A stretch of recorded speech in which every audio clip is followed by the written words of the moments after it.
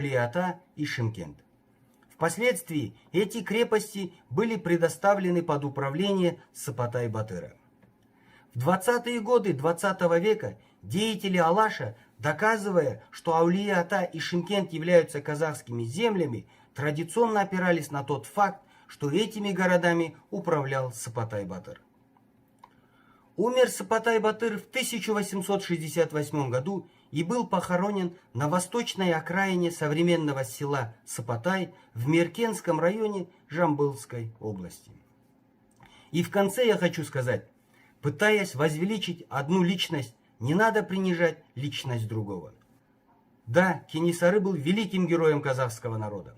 Он был готов отдать за свой родной народ все. Не каждый казах может похвастаться такой любовью к родной земле. Сапатай-Батыр был немножко другим. Он тоже был патриотом казахской земли и казахского народа.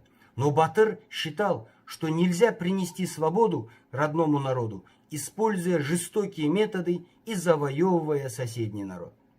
И именно эти отличия в том, как следует вести борьбу за независимость и свободу казахского народа, и привели к разногласиям между великим ханом и не менее великим Батыром.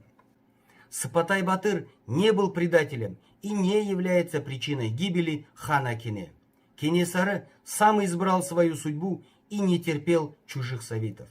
Ради свободы казахского народа хан Кенесары готов был убить целый аул, готов был наказать любого Батыра. И из-за этого своего качества впоследствии и погиб.